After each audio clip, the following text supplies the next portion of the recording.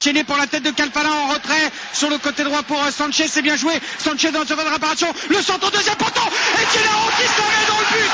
Et la première erreur, à mon avis, de Gennaro Brasiliano. L'ouverture du score de cette équipe valenciennoise sur le côté droit.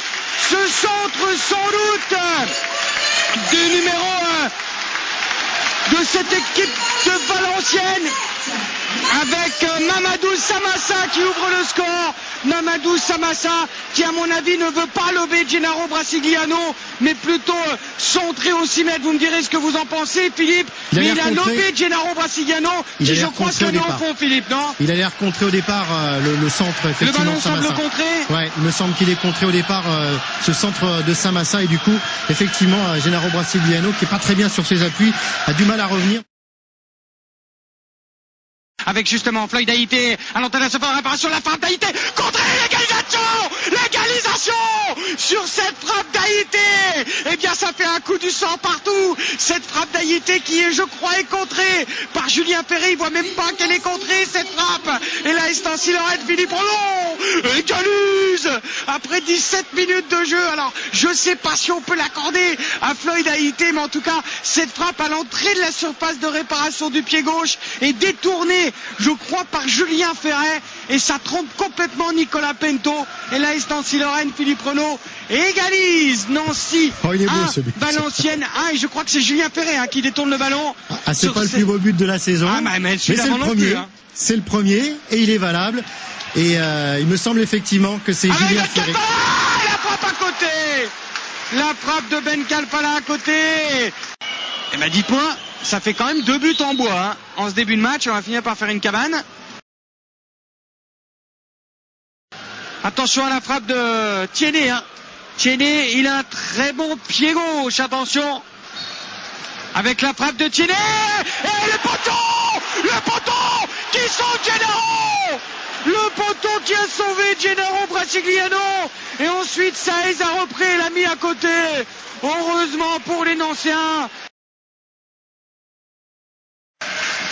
Et pour faire une bonne saison, il faut marquer dans ces temps forts et tenir dans ces temps faibles. Et Nancy va devoir montrer qu'elle a du caractère dans cette petite période de doute. Le corner au premier poteau. La tête sur le poteau encore. La tête sur le poteau.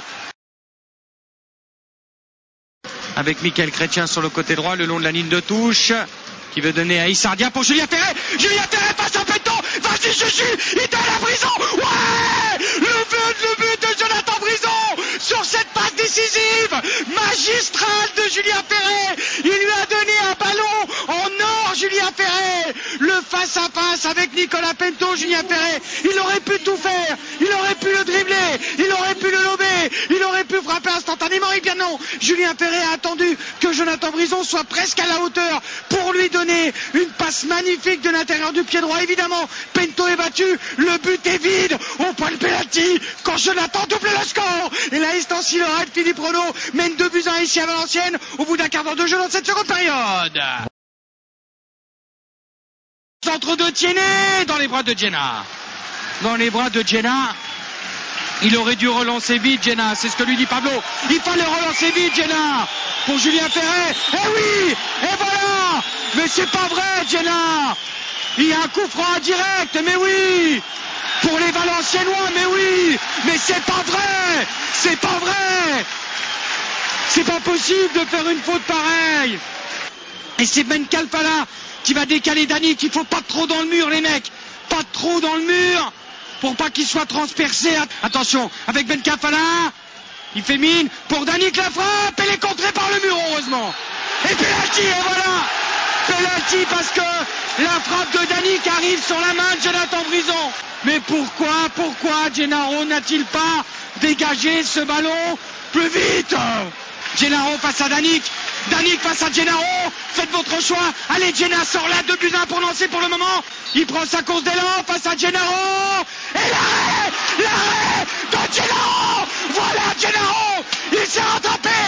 Gennaro Brasiliano. Il s'est rattrapé de sa boulette. Il avait envie de se rattraper, Gennaro. Et voilà, il lance sans doute sa saison, Gennaro.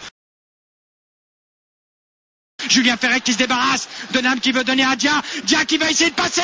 Vas-y, Issa, il rentre dans la surface. Vas-y, c'est un penalty. Ouais, le penalty pour l'AS Nancy-Lorraine. Le penalty pour les Nancéens. Parce que Dia, avec sa vitesse, il a réussi à se débarrasser d'Abardonado. Et Abardonado, il a poussé Issardia. Et il y a un penalty, Philippe, pour les Nancéens. Et c'est sans doute la balle de la gagne. C'est Traoré qui prend ses responsabilités, la recrue nancéenne. Traoré, allez, mets-le au fond, s'il te plaît, Bakaï. Il prend pas beaucoup d'élan. Vas-y, Bakaï face à Pento. Bakaï. Et le but de Traoré. Nancy mène 3-1 ici à Valenciennes à 20 minutes de la fin. Le premier but en Ligue 1 de Bakaï Traoré. Et l'AS Nancy-Lorraine mène 3-1 à 20 minutes de la fin. Peut-être un quatrième but, Traoré qui va trouver Issardia. Issardia dans la profondeur, il va essayer de dribbler Pento. Et oui, expulsion de Pento en plus. Et l'expulsion de Pento à la dernière minute de jeu parce qu'il a touché le ballon de la main au moment où il sortait sur Issardia qui a voulu le lober. Et en dehors de sa surface, Nicolas Pento se fait expulser. Oh là là, l'expulsion casquette. C'est Mater qui va dans le but. S'il la 4, Benjamin, ça peut faire but. Hein. S'il la 4, Benjamin, ça peut faire but. On est dans l'arc de cercle, plein axe des 18 mètres. Allez, Benjamin Gavanon avec son pied droit, il vient de le rentrer. Benjamin, s'il la carte, s'il la passe au-dessus du mur, il y a but à mon avis. Benjamin, c'est parti et c'est au-dessus malheureusement. C'est parti et c'est au-dessus. Et c'est terminé. L'AS Nancy-Lorraine remporte son premier match de l'année ici à Valenciennes. Une victoire, je dirais, dans l'ensemble, dans la production globale, plutôt logique.